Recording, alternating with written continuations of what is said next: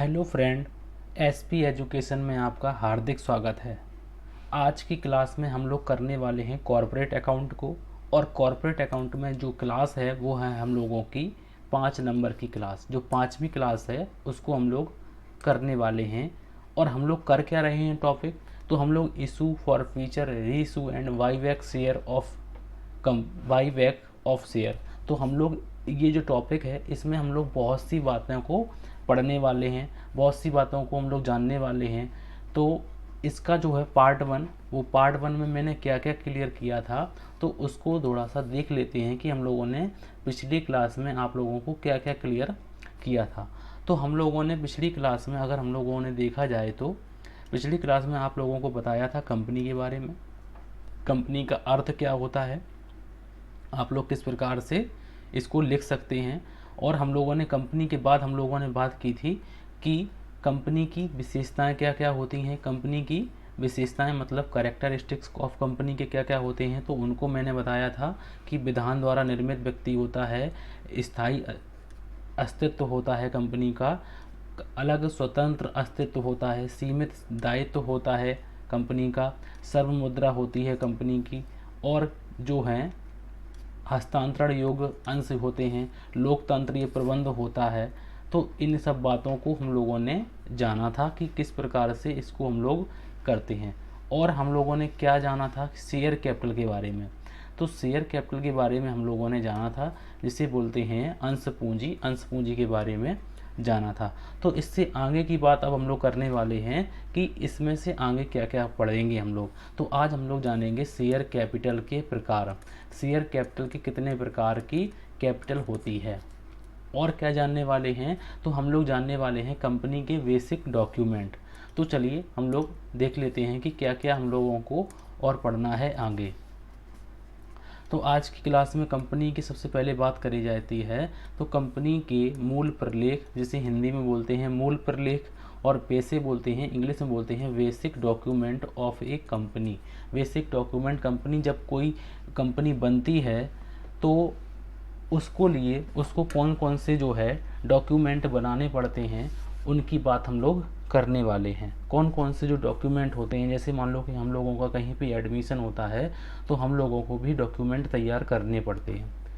तो उसी प्रकार से जब कंपनी का स्थापना की जाती है, कंपनी की इस्टेब्लिशमेंट की करते हैं, तो उसमें हम लोग क्या करते हैं कि बेसिक डॉक्यूमेंट बनाएंगे। वो कौन कौन से डॉक्यूमेंट की बात करते हैं, तो इनसे भी क्वेश्चन पूछे गए हैं, तो इनको हम लोग जानने वाले हैं। बात आती है सबसे पहले नंबर डॉक्यूमेंट की कि कंपनी का जो है इसे बोलते हैं पार्षद सीमा नियम। सबसे पहली बात हम लोग करने वाले हैं, तो पार्षद सीमा नियम, इसी को बोलते हैं स्मरण पत्र या फिर स्मृति पत्र। अब इसको इंग्लिश में अगर हम लोग बात करें तो इसे बोलते हैं मेमोरेंडम ऑफ एसोसिएशन। इसी को हम लोग शॉर्ट में बोल देते हैं MOA, बोल देते हैं MOA, कंपनी का MOA। तो मतलब पार्षद सीमा नियम, मेमोरेंडम ऑफ एसोसिएशन। जब कंपनी बनाई जाती है तो सबसे पहले इसी पत्र को, इसी मतलब चार्ट को बनाते हैं। तो सबसे पहले लिखा हुआ है कि पार्षद सीमा नियम मतलब MOA कंपनी का, जो कंपनी बनती है उसका सबसे महत्वपूर्ण प्रलेख है। मतलब सबसे मोस्ट एंड वैल्यूएबल डॉक्यूमेंट की बात करें तो मेमोरेंडम ऑफ एसोसिएशन की बात करते हैं, सबसे महत्वपूर्ण प्रलेख है। इसी को क्या बोलते हैं, कंपनी का आज्ञा पत्र, मतलब कि कंपनी का आज्ञा पत्र या फिर चार्टर बोलते हैं, चार्टर कहलाता है। बात आती है कि यह कंपनी अधिनियम के अंतर्गत स्थापित की गई कंपनी की शक्तियों की परिसीमाओं को परिभाषित करता है। मतलब कि कंपनी एक्ट में जो नियम कानून और उसकी शक्तियाँ का जो वर्णन है, उसको क्या करते हैं कि उसको जो है इसमें परिभाषित किया जाता है। किसमें, पार्षद सीमा नियम में। कंपनी के अधिनियम के अंतर्गत स्थापित की गई कंपनी की शक्तियों की परिसीमाओं को परिभाषित करता है। ये कौन सा डॉक्यूमेंट, पार्षद सीमा नियम। कंपनी इसकी सीमाओं के परे कोई कार्य नहीं करती है। मतलब मान लो कि हमने डॉक्यूमेंट में कुछ बातें लिखी, पार्षद सीमा नियम में हमने कुछ बात लिख दी और हम लोग करते हैं कुछ बातें को, कंपनी मान लो करती है। जैसे मान लो कि हम लोगों ने कंपनी के डॉक्यूमेंटों में लिखा है कि हम लोग बिस्कुट बनाएंगे, बिस्कुट बनाने वाली ये कंपनी है, लेकिन हम लोग उसमें से वो बिस्कुट ना बना के हम लोग उसमें से गलत काम करने लगे उस कंपनी में, तो ये जो है कंपनी में गलत माना जाएगा कि मतलब कि डॉक्यूमेंट किसी के हैं और काम किसी का कर रहे हैं हम लोग, तो इस प्रकार से डॉक्यूमेंट को गलत माना जाएगा। तो कंपनी जो है, अगर मान लो कि पारसा सीमा नियम में जिस चीज़ का वर्णन किया है उन्हीं चीज़ों को हम लोगों को फॉलो करना है। अगर कंपनी इन चीज़ों पर कार्य नहीं करती है तो क्या कंपनी गलत मानी जाती है, इनलीगल कंपनी मानी जाएगी। कंपनी इसकी सीमाओं के परे, मतलब पारसा सीमा नियम मतलब एमओए के परे कोई कार्य नहीं करती। ठीक है, पारसा सीमा नियम से तात्पर्य उस प्रलेख से है, पारसा सीमा नियम से अर्थ इनका उस प्रलेख से है जिसमें महत्वपूर्ण शर्तों का उल्लेख होता है कि कंपनी ये करेगी, कंपनी को ये करना पड़ेगा। सार्वजनिक कंपनी कौन सी होती है, पब्लिक कंपनी कब कहलाएगी, अगर उसकी पूंजी इतनी होगी तो ये कहलाएगी, इतनी होगी तो ये कहलाएगी। तो इस प्रकार से जो शर्तें होती हैं वो किस में लिखी होती हैं, पारसा सीमा नियम में लिखी होती हैं, जिसमें उन महत्वपूर्ण शर्तों का उल्लेख किया जाता है जिनके आधार पर कंपनी के समामेलन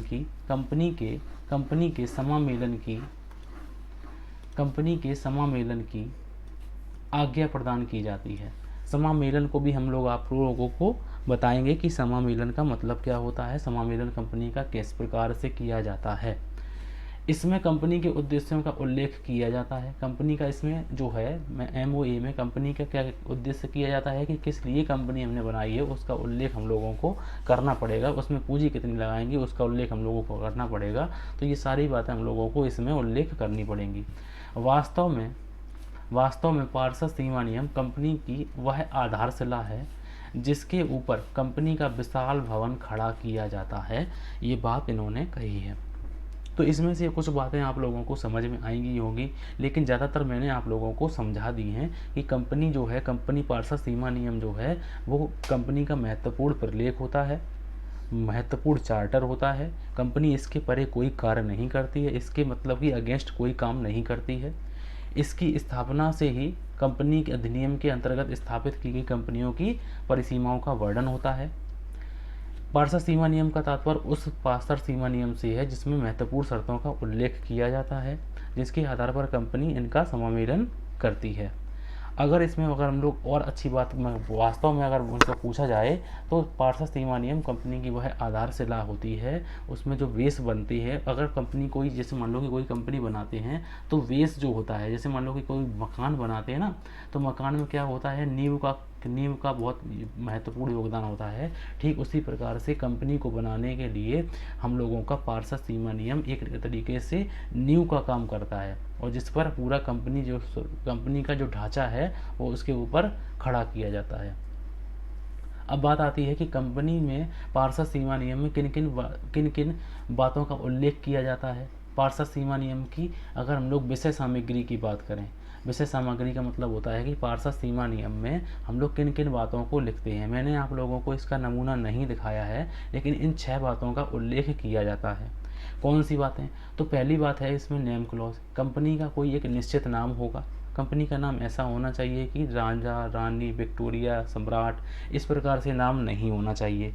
ठीक है, कंपनी का नाम एक निश्चित होना चाहिए। ठीक है, और उसके बाद नेम क्लॉज में क्या लिखा हुआ है, नेम क्लॉज में कंपनी को एक निश्चित नाम बताना पड़ेगा, और ऐसा नाम होना चाहिए कि किसी दूसरी कंपनी का उससे नाम से मिलता जुलता ना हो। ठीक है, मतलब 2 कॉपी ना हो। मान लो हम लोगों ने रिलायंस कंपनी से अलग है और रिलायंस कंपनी के नाम से हमने और खोल ली दूसरी कंपनी सेम उसी प्रकार की, तो ये गलत माना जाएगा, क्योंकि वो रजिस्टर्ड कंपनी हो जाती है, इसका रजिस्ट्रेशन करवा लिया जाता है। दूसरे नंबर पे बात आती है कि स्थान वाक्य। स्थान का मतलब registered office clause. Registered office clause, प्रत्येक कंपनी का एक रजिस्टर्ड ऑफिस होता है। आप लोगों ने देखा भी होगा कि मान लो कोई पुस्तक है, पुस्तकें तो बहुत सी जगह मिलती हैं, बहुत सी जगह छपती हैं, लेकिन एक रजिस्टर्ड कार्यालय होता है, तो वो रजिस्टर्ड कार्यालय की बात करते हैं हम लोग। वो किस में बात करते हैं, हम लोग करते हैं ऑफिस क्लॉज में। उद्देश्य की बात करते हैं तीसरे नंबर पॉइंट में, ऑब्जेक्ट क्लॉज। तो पारसा सीमा नियम को बनाते समय कंपनी में क्या हम लोग करने वाले हैं, उसका उद्देश्य, कंपनी को बनाने का उद्देश्य क्या है, इसमें हम लोगों को उद्देश्य क्लॉज में लिखना पड़ता है। और चौथी बात हम लोगों की लायबिलिटी क्लॉज। तो लायबिलिटी जो है हम लोगों के शेयर होल्डर्स की लायबिलिटी कैसी रहेगी, तो ज़्यादातर तो सीमित रहती है, ज़्यादातर कैसी रहती है, लिमिटेड रहती है, लेकिन कुछ कंपनियों को छोड़कर उनमें अनलिमिटेड होती है, लेकिन भारत में ऐसी कंपनियों का प्रचलन नहीं है। उसके बाद पूंजी वाक्य। तो पूंजी वाक्य में हम लोग कंपनी की अधिकतम पूंजी का उल्लेख करते हैं और अधिकतम पूंजी को बोलते हैं अधिकृत पूंजी। अधिकृत पूंजी बोलते हैं, अधिकृत पूंजी जिसे अथोराइज कैपिटल बोलते हैं, अधिकृत पूंजी। तो पूछा जाता है कि कंपनी की कौन सी पूंजी पार्षद सीमा नियम के पूंजी वाक्य में आती है, तो अधिकृत पूंजी जो होती है, इस पे सबसे कंपनी जो है जैसे मान लो कि हम लोगों को कंपनी बनाने के लिए 5 लाख रुपए की ज़रूरत पड़ेगी पूरे टाइम में, हाईएस्ट अमाउंट 5 लाख है। अब मान लो हम लोगों ने पार्षद सीमा नियम बनाया और उसमें 5 लाख रुपए लिख दिए। आप 5 लाख लिख दिए तो आप 5 लाख से अधिक जो है शेयर इशू नहीं कर सकते हैं। अगर आपने इशू कर दिए तो आपकी कंपनी गलत मानी जाएगी और आप लोगों का जो पार्षद सीमा नियम है वो भी गलत माना जाएगा। संघ एवं हस्ताक्षर वाक्य। इसमें जो संघ होते हैं, संघ में एसोसिएशन क्लॉज इसे बोलते हैं। एसोसिएशन क्लॉज का मतलब होता है कि कोई जो कंपनी बनाते समय संघ और हस्ताक्षर वाक्य की बात करते हैं। जितने भी संघ में लोग होते हैं उनके हम लोग उनके नाम, हस्ताक्षर और उनका स्थान, इन सभी बातों का उल्लेख करते हैं। तो ये 6 बातें हम लोगों को पार्षद सीमा नियम की विषय सामग्री में होती हैं। Name clause, capital clause, registered office clause, liability clause और हम लोगों का ऑब्जेक्ट क्लॉज और एसोसिएशन क्लॉज। तो इस प्रकार से इनको ऊपर नीचे भी हो सकता है, कोई दिक्कत की बात नहीं है। आप लोगों को याद करके जाना है कि पार्षद सीमा नियम और पार्षद सीमा नियम की विषय सामग्री। अब बात आती है कि पार्षद अंतर नियम किसे कहते हैं। तो पार्षद अंतर नियम जो होता है उसे बोलते हैं आर्टिकल्स ऑफ एसोसिएशन, इसे बोलते हैं AOA। तो आर्टिकल्स ऑफ एसोसिएशन, तो इसको बोलते हैं पार्षद अंतर नियम। पार्षद अंतर नियम हम लोग कब बनाते हैं, तो जब हम लोग MOA कोई कंपनी मान लो नहीं बनाती है तो उसके अधीन, देखो पार्षद सीमा नियम कंपनी के पार्षद अंतर नियम कंपनी के पार्षद सीमा नियम के अधीन बनाए गए ऐसे नियम और उपनियम हैं जिनमें कंपनी के आंतरिक मामलों को नियंत्रित और नियमित किया जाता है। यह पार्षद सीमा नियम की सहायक प्रलेख है। मतलब कि यह जो पार्षद सीमा नियम हम लोग बनाते हैं उसका सहायक प्रलेख की बात करते हैं तो वो कौन सा है, पार्षद अंतर नियम है। इसमें नियम और उसके उपनियम, किसके, पार्षद सीमा नियम के नियम और उपनियम का उल्लेख किया जाता है, इसीलिए इसको सहायक प्रलेख बोलते हैं। किसका, MOA का सहायक प्रलेख है AOA। पार्षद सीमा नियम कंपनी के उद्देश्य निश्चित करते हैं और अंतर नियम उन उद्देश्यों की पूर्ति के लिए कार्यविधि बताते हैं कि किस प्रकार से करना है, क्या क्या करना है। इसके अंतर्गत संचालकों के अधिकार, अंशधारियों के अधिकार, अंश पूंजी, उनका विभाजन, ऋण संबंधी नियमों के, सभाओं के आयोजन की विधि, समाज संबंधी नियम, लेखा संबंधी नियम, लाभ का पूंजीकरण, पंच निर्माण संबंधी नियम, समापन की विधि आदि का उल्लेख रहता है। तो इसमें जो है अगर हम लोग मोटे तौर पे बात करें तो पार्षद सीमा नियम में हम लोग क्या करते हैं कि पार्षद सीमा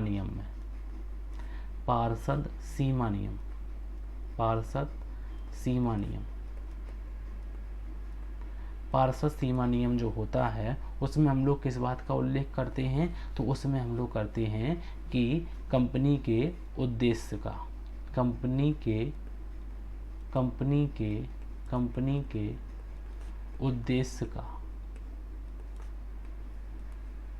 के उद्देश्य क्या क्या हैं, इसमें हम लोग उल्लेख करते हैं। किसमें, MOA में। और अगर हम लोग AOA की बात करें तो AOA में क्या करते हैं, तो इन उद्देश्यों को प्राप्त करने के लिए जो हमें नियम और उपनियम बनाने पड़ते हैं तो वो हम लोग किस में लिखते हैं, AOA में लिखते हैं। तो अब हम लोग नेक्स्ट में देखने वाले हैं कि पार्षद सीमा नियम पढ़ लिया, पार्षद अंतर नियम पढ़ लिया, उसके बाद हम लोग पढ़ने वाले हैं प्री विवरण, जिसे बोलते हैं प्रॉस्पेक्टस, और प्रॉस्पेक्टस ज़्यादा बड़ा नहीं है हम लोगों का, इसे बोलते हैं प्री विवरण या फिर सूचना पत्र। आप लोग कहीं स्कूल जाते हैं, ठीक है, अब स्कूल गए, मान लो जनता कॉलेज में गए, आप लोग किसी भी कॉलेज में गए, तो उसमें क्या हुआ कि आप लोगों को एक निश्चित जो है, एक आप लोग जब फार्म भरते होंगे तो आप लोगों को एक विवरणिका मिलती होगी, विवरणिका। तो उसमें क्या होता है कि सभी कंपनी की जो कॉलेज होते हैं उनकी जो फैसिलिटी लिखी होती हैं, जो उनकी टीचर्स होते हैं, उसमें क्या क्या जो कॉलेज में कोर्सेज हैं वो उनको उल्लेख रहता है उस विवरणिका में, ठीक है। तो इसी को बोलते हैं प्री विवरण। कंपनी जब कोई बनाती है तो इसी को बोलते हैं प्री विवरण, प्रॉस्पेक्टस। प्री विवरण एक आमंत्रण पत्र है। जब कंपनी नई नई बनाई जाती है तो प्री विवरण बनाए जाते हैं कि आमंत्रित करने के लिए कि लोग आएँ हमारे पास और हमारे से इन्वेस्टमेंट करें। तो जिसके लिए विनियोजकों को कंपनी के अंशों या ऋणपत्रों को खरीदने के लिए आमंत्रित किया जाता है। तो प्री विवरण क्या है? प्री विवरण एक आमंत्रण पत्र है जिसमें क्या होता है कि जो पैसा, जैसे मान लो कि हम लोगों को कंपनी बनाने के लिए पैसा चाहिए बाहरी लोगों से। अब बाहरी लोग आएंगे कैसे? तो उन्हें निमंत्रण पत्र भेजेंगे। अब निमंत्रण पत्र इसी बोलते हैं प्री विवरण बोलते हैं, बस। उसके बाद है स्थानापन्न प्री विवरण।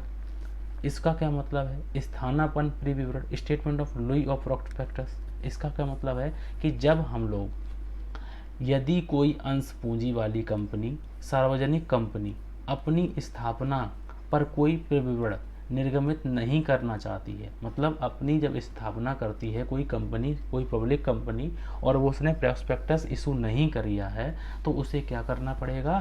तो उसे इस अवस्था में शेयर और ऋणपत्रों का तब तक वह अलॉटमेंट नहीं कर सकती है, शेयर का और डिवेंचर का वो तब तक अलॉटमेंट नहीं कर सकती है जब तक प्रथम आवंटन से कम 3 दिन पहले कंपनी के रजिस्ट्रार के पास प्री विवरण का स्थानापन्न प्री विवरण ना भेज दिया जाए तब तक।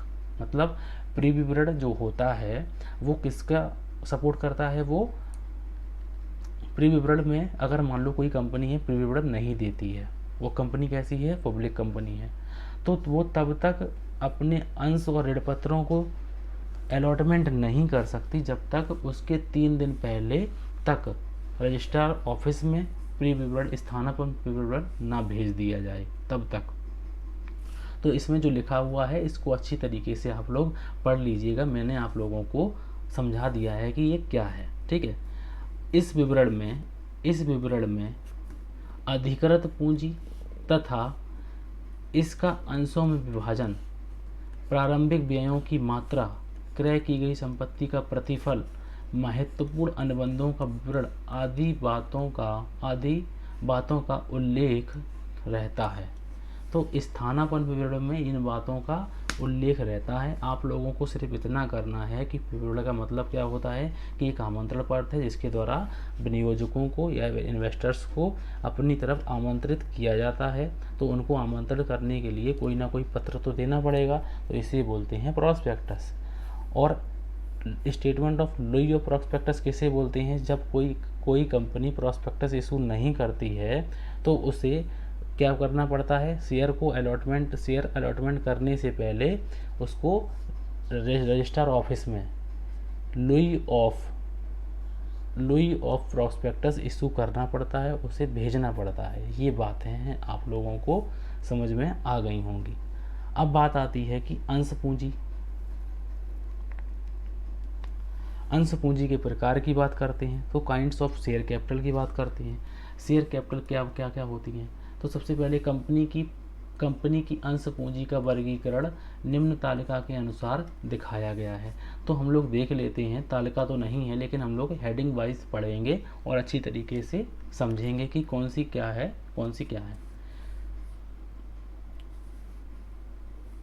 देखिए, कंपनी अपनी दीर्घकालीन व्यापार की भविष्य की संभावना के आधार पर पूंजी की अधिकतम सीमा का निर्धारण करती है। वह कंपनी की अधिकृत पूंजी होती है। मतलब ये लिखा हुआ है कि जब कंपनी बनाई जाती है तो बनाने के वक्त हमें पता चलता है कि हमें कितने रुपए की ज़रूरत पड़ सकती है। हाईएस्ट अमाउंट हम लोग सोच लेते हैं कि हमें 10 लाख की ज़रूरत पड़ेगी, 10 करोड़ की ज़रूरत पड़ेगी। ये पूरे टाइम की जीवन काल में, संपूर्ण जीवन काल में, पूरे लाइफ टाइम की बात की जाती है। इसमें हम लोग आइडिया लगाते हैं कि कितनी पूंजी की ज़रूरत पड़ेगी। अब मान लो कि कोई कंपनी है, उससे 10 लाख की, उसे पता है कि उसे 10 लाख की ज़रूरत पड़ेगी। तो उसने जो है अपना जो MOA बनाया, और MOA में उसने जो कैपिटल क्लॉज है, उसने जो है कैपिटल क्लॉज में कितनी पूंजी लिख दी, 10 लाख लिख दी। अब 10 लाख लिख दी तो यही जो 10 लाख कैपिटल है, तो यही क्या कहलाएगी, यही कहलाएगी अथोराइज कैपिटल।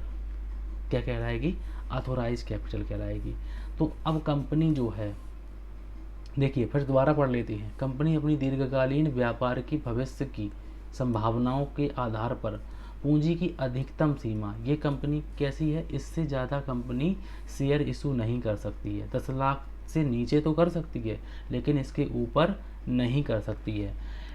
वही कंपनी की अधिकृत पूंजी कहलाती है। इस पूंजी के साथ कंपनी का पंजीकरण करने के कारण इसे कंपनी की पंजीकृत पूंजी भी कहा जाता है। इसे रजिस्टर्ड कैपिटल भी कहते हैं। कंपनी इस पूंजी में से कम पूंजी के लिए अंश निर्गमित कर सकती है, लेकिन ज़्यादा नहीं कर सकती है। तो इसे नाम मात्र की पूंजी भी कहा जाता है, नॉमिनल कैपिटल भी कहा जाता है। कंपनी की अधिकृत पूंजी मतलब अथोराइज कैपिटल का उल्लेख हम लोग कहाँ पर करते हैं, तो पार्षद सीमा नियम, जिसे MOA में करते हैं। यही बात पूंजी वाक्य में हम लोग कैपिटल क्लॉज में इसका उल्लेख किया जाता है। कैपिटल क्लॉज में ये बात मैंने आप लोगों को बताई हुई है। ठीक है। अब मान लो कि कोई कंपनी है और उसने जो है, उसको पैसे की कितनी की ज़रूरत है, पूरे साल में 10 लाख की ज़रूरत पड़ती है। अब 10 लाख की ज़रूरत पड़ती है तो कंपनी जो है वो शेयर इशू करेगी। अब शेयर इशू करेगी तो उसे पता है कि 10 लाख की ज़रूरत पड़ेगी पूरे भविष्य में, लेकिन उसे अभी फ़िलहाल कितने की ज़रूरत है, तो उसे मान लो कि उससे ज़रूरत है कितने की, 8 लाख की। तो उसने निर्गमित कितने किए होंगे, तो उसने मान लो कि शेयर इशू किए होंगे, तो वो 8 लाख रुपए के शेयर इशू किए होंगे, 8 लाख रुपए के। तो इसमें क्या होता है कि इशूड कैपिटल कितनी होती है, देखो 10 लाख रुपए इसकी हाईएस्ट सीमा है। इसको पता है कि हमें कितने की ज़रूरत पड़ेगी भविष्य में, तो उसे पता है कि हमें 8 लाख की ज़रूरत, 10 लाख की ज़रूरत पड़ेगी, लेकिन हमें अभी फ़िलहाल कितने की ज़रूरत है, तो अभी फ़िलहाल हमें ज़रूरत है 8 लाख की। तो उसने 8 लाख के इशू कर दिए। तो इसे क्या बोलते हैं, इशूड कैपिटल बोलते हैं। जितने शेयर इशू किए हैं उसे बोलते हैं इशूड कैपिटल। तो अधिकृत पूंजी का वह भाग जो जनता को अंश खरीदने के उद्देश्य से निर्गमित किया जाता है या फिर इशू किया जाता है पब्लिक को, अधिकृत पूंजी का वह भाग मतलब अथोराइज कैपिटल का वह भाग जो पब्लिक को शेयर खरीदने के लिए उद्देश्य से इशू किया जाता है, तो उसे निर्गमित पूंजी कहते हैं। कंपनी अपनी आवश्यकता के अनुसार अधिकृत पूंजी में से जनता को अंश निर्गमित कर सकती है। यदि पूरी अधिकृत पूंजी निर्गमित कर दी जाए तो अधिकृत पूंजी और निर्गमित पूंजी की रकम एक ही होगी। मतलब अभी जो है, अभी अगर आपसे पूछें तो आप कहेंगे कि अथोराइज कैपिटल आपकी ये है और इशूड कैपिटल आपकी ये है। इशूड कैपिटल जो इशू की है उसे इशूड कैपिटल बोलेंगे, और अथोराइज कैपिटल जिसका हमने रजिस्ट्रेशन करवाया है वो है हम लोगों की 10 लाख रुपए। ठीक है। अब उसके बाद निर्गमित पूंजी कर दी, मतलब जनता को आमंत्रण के लिए हमने भेज दिया। अब ऐसा भी तो हो सकता है कि कंपनी नई है और हमने 8 लाख लोगों को, 8 लाख के लिए सभी लोगों को बुलाया कि 8 लाख रुपए हमें दे दीजिए, जिससे हम अपनी कंपनी को शुरू कर सकें शेयर के रूप में। तो अब क्या होगा कि लोग आएंगे। अगर लोग आएंगे तो उसे, अगर मान लो कि अब देखो इसमें लिखा हुआ है कि अनइशूड कैपिटल, तो यहाँ पे देखो कि हम लोगों ने ऊपर कितने लिखे थे, 10 लाख रुपए। ये है हम लोगों की अथोराइज कैपिटल। ठीक है। अब हम लोगों ने शेयर कितने इशू किए हैं, 8 लाख रुपए के। तो ये क्या है, तो ये है इशूड कैपिटल। अब ये जो है इन दोनों के बीच में जो अंतर है, इन दोनों के बीच में जो अंतर है ये कितने का है? तो आप कहेंगे कि ये जो अंतर है वो है 2 लाख रुपए का। तो ये तो जनता को हमने इशू नहीं किया है, ये तो जनता को हमने इशू नहीं किया है, क्योंकि ये 10 लाख रुपए हमें भविष्य में पता है ज़रूरत पड़ सकती है, लेकिन अभी फ़िलहाल कितने की ज़रूरत है? 8 लाख की। तो 2 लाख तो हमने इशू नहीं किए ना। तो 2 लाख इशू नहीं किए उसे बोलेंगे अनइशूड कैपिटल। Unissued capital. तो अधिकृत पूंजी का वह भाग जो जनता को निर्गमित नहीं किया जाता है। तो अधिकृत पूंजी का वह भाग जिसे जनता को क्रय करने के लिए, जिसे जनता को क्रय करने के लिए निर्गमित नहीं किया जाता, उसे अनिर्गमित पूंजी कहलाती है। अनिर्गमित पूंजी कहलाती है। इसका आर्थिक चिट्ठे में लेखा नहीं किया जाता है। अब उसके बाद बिल्कुल समझ में आ गया है कि अगर मान लो हम लोगों ने 8 लाख शेयर इशू किए जनता को, ठीक है। अब जनता है, अगर जनता ने स्वीकार कर लिए, पब्लिक ने अगर स्वीकार कर लिए, तो उसे बोलेंगे सब्सक्राइब कैपिटल। क्योंकि सब्सक्राइब मतलब कि जनता ने स्वीकार कर लिया। अगर आपका चैनल अच्छा है तो आप लोग, मेरा अगर चैनल अच्छा है तो आप लोग सब्सक्राइब करेंगे, नहीं तो छोड़ देंगे। तो इसी प्रकार से शेयर की बात होती है कि अगर पब्लिक को अच्छे लगते हैं शेयर तो आप लोगों की खरीदेगी, नहीं तो छोड़ देगी। तो इसमें देखो, निर्गमित पूंजी हमने इशू किए ना शेयर, निर्गमित पूंजी का वह भाग जो जनता के द्वारा ले लिया जाता है उसे क्या बोलते हैं? प्राथित पूंजी या फिर इस सब्सक्राइब कैपिटल बोलते हैं। दूसरे शब्दों में, निर्गमित पूंजी के जिस भाग के लिए जनता आवेदन पत्र देती है और कंपनी स्वीकार कर लेती है, कंपनी की प्राथित पूंजी कहलाती है। अब देखो यहाँ पे कंपनी ने अथोराइज कैपिटल कितनी थी? 10 लाख। कंपनी ने शेयर कितने के इशू किए? 8 लाख के किए। अब मान लो कि जो सब्सक्राइब कैपिटल है, कंपनी ने मांगे कितने रुपए? 8 लाख। लेकिन लोगों ने कितने दिए कंपनी को? तो लोगों ने कंपनी को रुपए दिए कितने? 5 लाख। कितने दिए? 5 लाख। तो ये जो है अब जितने लोगों ने दिया है तो उन्हीं लोगों ने तो सब्सक्राइब किया है, तो ये क्या होगी हम लोगों की? तो ये हो गई हम लोगों की सब्सक्राइब कैपिटल। सब्सक्राइब कैपिटल लोगों ने स्वीकार कर लिया, सब्सक्राइब कर लिया। अब जिन लोगों ने स्वीकार नहीं किया है, तो आप लोगों ने 8 लाख मांगे थे लेकिन लोगों ने कितने दिए? 5 लाख। तो 3 लाख आप लोगों को नहीं मिले, तो इसे क्या बोलेंगे? तो जिन लोगों ने नहीं दिए तो उन्हें बोलेंगे अनसब्सक्राइब कैपिटल। Unsubscribe capital. तो नेक्स्ट जो है, सब्सक्राइब के बाद हम लोगों का क्या लिखा है? Unsubscribe capital. तो निर्गमित पूंजी का वह भाग जिसे जनता नहीं खरीदती उसे अपराधित पूंजी कहते हैं। इसका उल्लेख चिट्ठे में नहीं किया जाता, तो इसे अनसब्सक्राइब कैपिटल बोलते हैं। तो मैंने कितना कर लिया? सबसे पहले अथोराइज कैपिटल। अथोराइज कैपिटल के बाद हम लोगों ने 8 लाख इशू किए तो इशूड कैपिटल। अब जितने नहीं किए उसे अन इशूड कैपिटल बोलेंगे। लोगों ने स्वीकार कितने किए आपके? तो 5 लाख किए। तो जो बचे हैं 3 लाख नहीं किए उसे अनइशूड कैपिटल बोलेंगे। चलिए नेक्स्ट देखते हैं। अब देखिए कॉल्ड अप कैपिटल। तो यहाँ से सवाल जो हैं थोड़े से चेंज हो जाते हैं, इनको सवालों के हिसाब से हम लोगों को अच्छी तरीके से समझ में आने वाला है। तो प्रायः लिखा हुआ है इसमें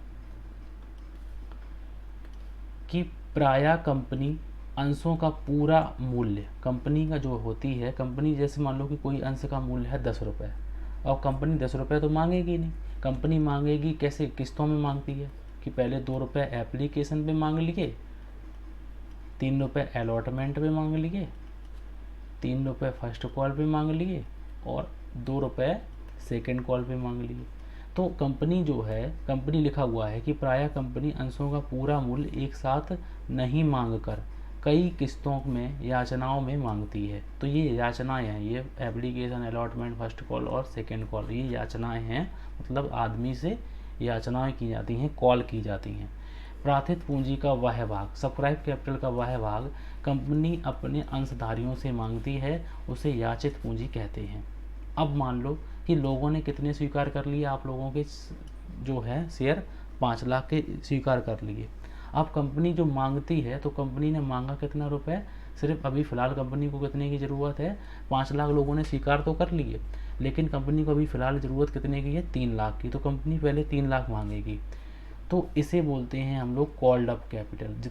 जितने रुपए मांगेगी कंपनी, तो इसे बोलते हैं कॉल्ड अप कैपिटल। अब जैसे मान लो कंपनी ने 5 लाख लोगों ने स्वीकार कर लिए, कंपनी जो है उसने लोगों ने स्वीकार कर लिया, कंपनी के 5 लाख लोगों ने, लेकिन कंपनी को अभी पैसे की कितने की ज़रूरत है, 3 लाख की। तो जो 2 लाख की अभी ज़रूरत नहीं है, उसे हम लोग क्या बोलेंगे, तो उसे हम लोग बोलेंगे, कंपनी मांगेगी तो आई नहीं, अभी फ़िलहाल तो मांगेगी नहीं, जितने की ज़रूरत है उतनी मांगेगी, तो मांगने वाली चीज़ को कॉल्ड अप बोलेंगे। अब जो नहीं मांगेगी उसे बोलेंगे अनकॉल्ड अप कैपिटल। ठीक, उन्हें क्या बोलेंगे, अनकॉल्ड अप कैपिटल। तो इसको इसमें लिखा हुआ है कि अनकॉल्ड अप कैपिटल क्या है, कि कंपनी के द्वारा ना मांगी गई याचना की राशि अयाचित पूंजी कहलाती है, अनकॉल्ड अप कैपिटल कहलाती है। इसका भी उल्लेख नहीं किया जाता, किसमें, बैलेंस शीट में। अब बात आती है पेड अप कैपिटल, चुकता पूंजी। चुकता पूंजी का मतलब होता है कि जो, जैसे मान लो कि मैंने, कंपनी ने मांगे रुपये मेरे से 10 रुपये, ठीक है, कंपनी ने कितने रुपए मांगे, मान लो कि 10 रुपये तो टोटल इकट्ठे मांगे ही नहीं, कंपनी ने मान लो हमसे 10 रुपये मांगती है, 2 रुपये एप्लीकेशन, 3 रुपये अलॉटमेंट, 3 रुपये फर्स्ट कॉल और 2 रुपये सेकेंड कॉल। अब कंपनी ने मांगे तो मान लो ये कॉल मैंने दे दी, ये भी दे दी, लेकिन ये दोनों कॉलें नहीं दे पाए, तो अब हम लोगों को क्या होगा, यहाँ पे होगा, ये होगा कॉल इन एरियर होगा। क्या होगा, कॉल इन एरियर होगा। तो जो कॉलें हमें मिल गई हैं, जो कॉलें हमें मिल जाती हैं, तो इन्हें बोलते हैं paid up capital, paid up capital. और जो कॉलें हमें नहीं मिलती हैं, उन्हें बोलते हैं अनपेड अप कैपिटल। तो याचित पूंजी का वह भाग जो कंपनी वास्तव में अपने अंशधारियों से नकद प्राप्त करती है, चुकता पूंजी कहलाती है। दूसरे शब्दों में, कंपनी के द्वारा विभिन्न याचनाओं पर मांगी गई राशि में से अंशधारियों से भुगतान स्वरूप प्राप्त होती हैं, वह चुकता पूंजी कहलाती हैं। चुकता पूंजी याचित पूंजी के बराबर या कम हो सकती है, पर किसी भी परिस्थिति में अधिक नहीं होगी, ठीक है, क्योंकि अगर मान लो हम लोगों ने मांगे हैं 3 लाख, तो 3 लाख तो हो सकती है, 3 लाख जितने मांगे उतनी तो हो सकती है, कभी कभी कम भी हो सकती है। कोई मान लो कि कोई ने मान लो नहीं दे पाए रुपए, तो 3 लाख मांगे लेकिन 2.5 लाख मिले, तो इसी को बोलेंगे हम लोग पेड अप कैपिटल। तो यहाँ पे हम लोग कहाँ लिखते थे, यहाँ पे एक सेकंड, तो कॉल्ड अप किए हमने, मांगे सभी लोगों से कि 3 लाख रुपये हमें दीजिए। अब जितने नहीं मांगे उसे अनकॉल्ड अप को बोलेंगे, हमने कॉल ही नहीं की। अब मान लो कि हमें मिले कितने, तो कॉल करने के बाद हमें मिले कितने, 2.5 लाख रुपए। तो आप कहेंगे कि ये कौन सी कैपिटल है, तो इसे बोलेंगे हम लोग paid up capital. Paid up capital, जितने मांगे उतने तो नहीं मिले, लेकिन मिले कितने, हमें 2.5 लाख। तो हमें कम मिले ना, तो आप कहेंगे कितने कम मिले, 50,000 कम मिले, तो इसे बोलेंगे unpaid up capital, unpaid up capital. तो इसको डायग्राम को साथ ही साथ में करते हैं, तो आप लोगों को समझ में भी आ रहा होगा, ठीक है। उसके बाद अनपेड अप कैपिटल तक हम लोगों ने कर लिया है, तो इसे बोलेंगे हम लोग अनपेड अप कैपिटल या फिर कॉल्स इन एरियर। तो इन्हें भी कॉल्स इन एरियर भी बोलते हैं, कि याचित पूंजी का वह भाग जो अंशधारी नहीं देते हैं, उसे बकाया याचनाएं कहते हैं। दूसरे शब्दों में प्राथित पूंजी और चुकता पूंजी का अंतर बकाया याचना होता है। तो ये इसके जो हम लोग न्यूमेरिकल करेंगे, तब आप लोगों को समझ में भी अच्छी तरीके से आने वाला है। और अब हम लोगों का 2 और पूंजी हैं, तो 2 और पूंजी कौन सी हैं, उनको देख लेते हैं। रिजर्व कैपिटल, जिसे बोलते हैं संचित पूंजी। तो संचित पूंजी मतलब क्या होती है, कि जो अनकॉल्ड किया है। अब देखो ध्यान से, यहाँ देखो, यहाँ पे डायग्राम में समझ में आएगा बिल्कुल, तभी हम लोग समझा पाएंगे आप लोगों को। देखो यहाँ पे 10 लाख, ठीक है, कंपनी की कुल पूंजी कितनी है, 10 लाख, लेकिन मांगे इशू कितने किए थे शेयर, 8 लाख के, ठीक है, 8 लाख के इशू किए थे। तो जो 2 लाख रुपए तुमने नहीं मांगे हैं, वो किस लिए कर लिए हैं, तो जब तुम्हें भविष्य में ज़रूरत पड़ेगी, फ्यूचर में ज़रूरत पड़ेगी, तब तुम मांगोगे, तो इसी को बोलते हैं संचित पूंजी, रिजर्व कैपिटल। जब हमें ज़रूरत पड़ेगी तब हम मांगेंगे, और कंपनी के समापन पर हमें जब ज़रूरत पड़ती है, कंपनी का जब समापन होता है तब। तो अयाचित पूंजी अनकॉल्ड अप कैपिटल का वह भाग जो जनता से तत्काल ना मांगकर भविष्य में आवश्यकता पड़ने पर मांगने के लिए सुरक्षित रख लिया जाता है, उसे संचित पूंजी कहलाती है या कहते हैं। कंपनियां संचित पूंजी को कंपनी के समापन के समय मांगती हैं। इस पूंजी को साधारण पूंजी नहीं बनाया जा सकता, इसका आर्थिक चिट्ठे में लेखा नहीं लिखा जाता। और हम लोगों का आज का आखिरी टॉपिक है कि असंचित पूंजी, इसे अनरिजर्व्ड कैपिटल बोलते हैं। इस पूंजी को कंपनी जनता के बीच आवश्यकता पड़ने पर निर्गमित कर सकती है। तो मैंने आप लोगों को सबसे पहले कौन सी कैपिटल बताई, तो सबसे पहले मैंने आप लोगों को बताई अधिकृत पूंजी। अधिकृत पूंजी जिसे बोलते हैं, अगर हम लोग बात करें तो इसे बोलते हैं अथोराइज कैपिटल। ठीक है। उसके बाद हम लोगों की कौन सी है, तो उसके बाद हम लोगों ने जनता को निर्गमित किए हैं, तो निर्गमित पूंजी, तो इसे क्या बोलते हैं, निर्गमित पूंजी, और इसे बोलते हैं इशूड कैपिटल। ठीक है। अब इन दोनों के बीच में जो हमने इशू नहीं की है, तो इसे क्या बोलेंगे, इन दोनों के बीच में जो हमने इशू नहीं किया है उसे बोलेंगे हम लोग अनिर्गमित